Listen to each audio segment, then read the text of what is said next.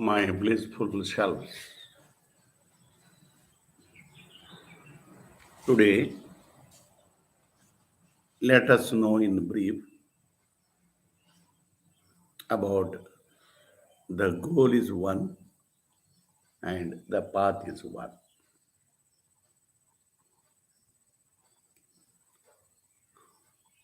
So, what is the goal of all living beings? The goal of all living beings is permanent happiness, but not a tinge of sorrow. So, this is the goal of all living beings. But generally, all the living beings are unhappy only. So, what is the cause for this unhappiness? The cause for this unhappiness is the understanding that the sensory objects and the gross body are the givers of happiness, and the understanding that we are the gross body. Because we have understood that there is the happiness in sensory objects. Therefore, there are quarrels, battles, wars, and world wars. How this can be stopped? This can be only stopped by the understanding that the sensory objects and the gross body are not givers of happiness, but they are givers of unhappiness. If we reason out, there is happiness or not in sensory objects and the gross body, we will come to know that there is no happiness at all in sensory objects, in the gross body, and in the body consciousness. So, when there is the contact of sensory objects and the organs of knowledge, so this ends or results in tiresomeness and weariness. That is, the enjoyment of sensory objects ends in tiresomeness and weariness. So, the happiness and unhappiness are to the mind. So, when the mind is calm, there is happiness. When the mind is not calm, there is unhappiness. Why this is so? When the mind is calm, the self or the Atman, it is of the nature of bliss or happiness. So when the mind is calm, the happiness of the self is reflected in the mind.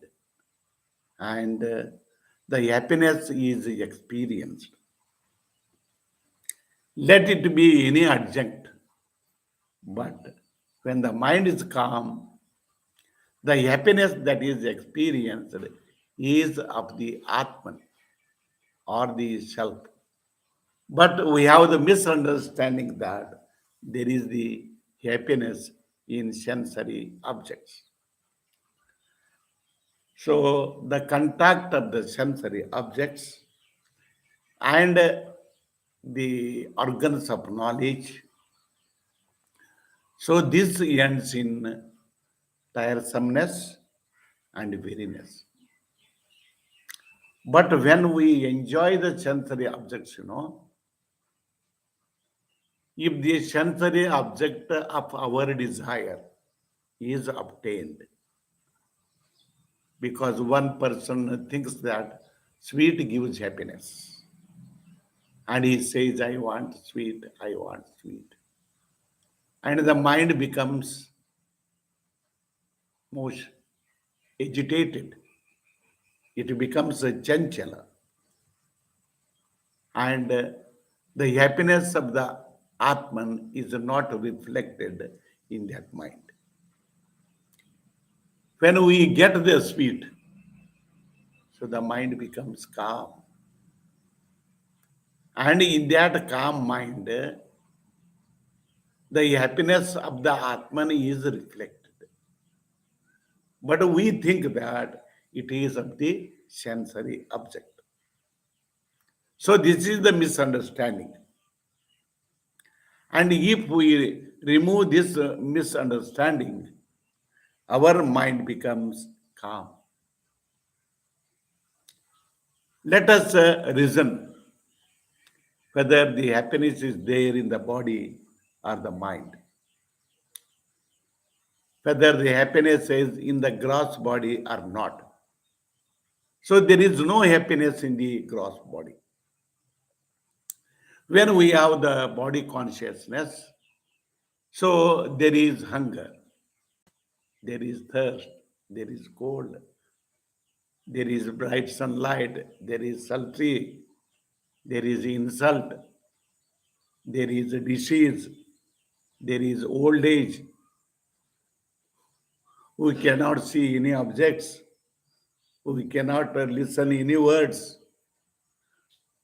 we cannot remember anything, we cannot balance our body. And at the old age, the desires are strengthened, and there is the fear of death. So, in this way, the gross body gives us unhappiness. But we think that the gross body gives us happiness. So, this is the misunderstanding. Unless and until we remove this misunderstanding, there will be no happiness at all.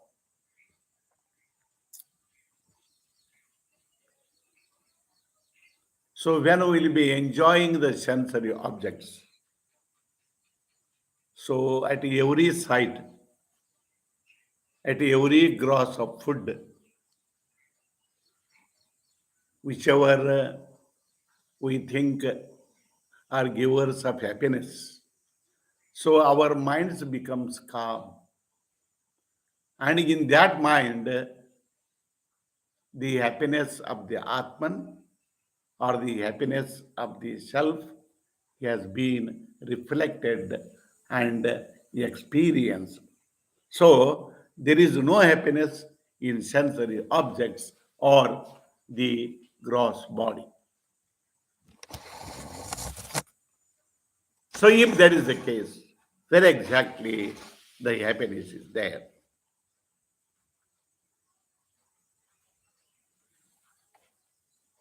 And if we will have this understanding that the happiness is not there in the sensory objects, the happiness is not there in the gross body, the happiness is not there in the body consciousness, then there will be no quarrel, there will be no battles, no wars, and no world wars. The happiness is in the self or the Atman. It is not all there in the sensory objects and in body consciousness. This is very difficult to understand. So that is why the saints and the sages of the yore, they brought into practice the observance of moral rules. That means we have to enjoy the sensory objects by distribution. They distributed the lands, the houses, the cattle, the clothes, the silver, the gold, the money, they honor like that. And even the men and women like that. They have distributed. And when they have distributed, how to enjoy according to the rules of morality. There is husband and wife, and the husband and wife has to observe the moral rules.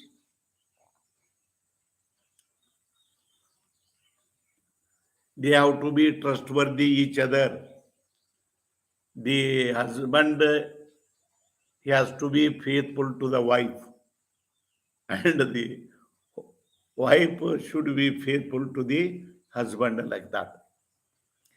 They should not involve in debauchery, vichara. They should not involve. Even if they lose their life, they should not involve in a debauchery like that. We should not steal. We should not drink. We should not kill anybody. We should not tell the lies. We should not comment others like that. So these are the moral rules. And if we follow the moral rules strictly, so there will be no quarrel. The mind becomes calm. And by the calm mind, we can listen to the teachings of the saints and sages. So this will be helpful. The moral behavior or the observance of moral rules will be helpful for the attainment of a permanent happiness. So this is the same for all. The goal is one and the path is one. By observing the moral rules, all the living beings will be happy. There will be smooth running of the transactions of the gross body by observing the moral rules. So, the goal is permanent happiness, and the path is observing the moral rules like that. We can observe the moral rules, but yet there will be desires of the sensory objects. So his wife is very beautiful. Her husband is very beautiful. If I had married her, I might have been happy like that. So there is passion for sensory objects. And that passion for sensory objects has to be destroyed. If it has to be destroyed, we have to inquire whether there is happiness in sensory objects or not. And we have already thought that there is no happiness in the sensory objects. Whatever the adjective may be, the experience of happiness is due to Atman. Happiness is in the Atman. It is not in sensual enjoyment. It is not in the body. It is not in the body consciousness. It is in the Atmic consciousness, self consciousness. And this has been called as the knowledge, self knowledge. So it is also the same for all. So the goal is one and the path is one. So if we think like that, there will be no quarrel. So that is how the path is morality, observance of moral rules. And the path is dispassion. And the third one is the self-knowledge. We think that there is happiness in body consciousness. We think that we are gross body. But if we inquire whether we are gross body or not, so when living, we talk, but we don't talk when we die. Why? That means we are not the body. We are the knower of the body. We know the body. We know all ancient things of the world. But nothing will know me. Nothing will know the Atman. Nothing will know the consciousness. So we are the consciousness. We are not the body. And this thinking is also the same for all. So the path is one. The goal is one, permanent happiness. The path is observance of moral rules. The dispassion for sensory objects and having the atmic consciousness or the self consciousness, and this is the same for all. If there is body consciousness, so there will be the desire for sensory objects, and the mind becomes unsteady, and there is unhappiness. So the cause for the desire for sensory objects is body consciousness. Ragadim berinnu bhavabijamunte. So the cause for rebirth is the desire. And the cause for desire is body consciousness. But we are not the body. It is insentient. We are the knower of the body. So when we do a particular action, then we have to rear it. We have to be reborn to enjoy it. Na bhuktum kshiyate karma kalpakoti shatairapi. Who thinks that he does anything or he does the actions, he has to be born to rear the fruits of his actions. And if at all we have to escape from the cycle of birth and death, so we have to transcend the doership and the enjoyership.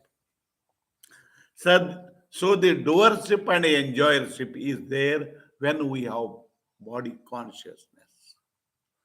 And if we try to understand whether we are the gross body or the consciousness, we will come to know that we are not at all the gross body. We are of the nature of consciousness. And the consciousness doesn't do anything. The consciousness doesn't enjoy anything. And if we think that we are consciousness, we are not the doers. We are not the enjoyers. So there is no doership and there is no enjoyership and there will be no rebirth. So this is also the same for all. So that is how the goal is one, that is the permanent happiness. And the path is one, that is the observance of moral rules, the dispassion of sensory objects, and transcending the body consciousness. And we are of the nature of self. We are of the nature of Atman. We are of the nature of consciousness. And this has been called as the self-knowledge. So to attain permanent happiness, the path is observance of moral rules, having dispassion for sensory objects, and transcending the body consciousness, and remaining in consciousness, remaining in self, remaining in the Atman. So these are the path. This is the path. If at all we have to have permanent happiness, we have to observe the moral rules. We should have the dispassion for sensory objects, and we should have the self knowledge. So the path is one,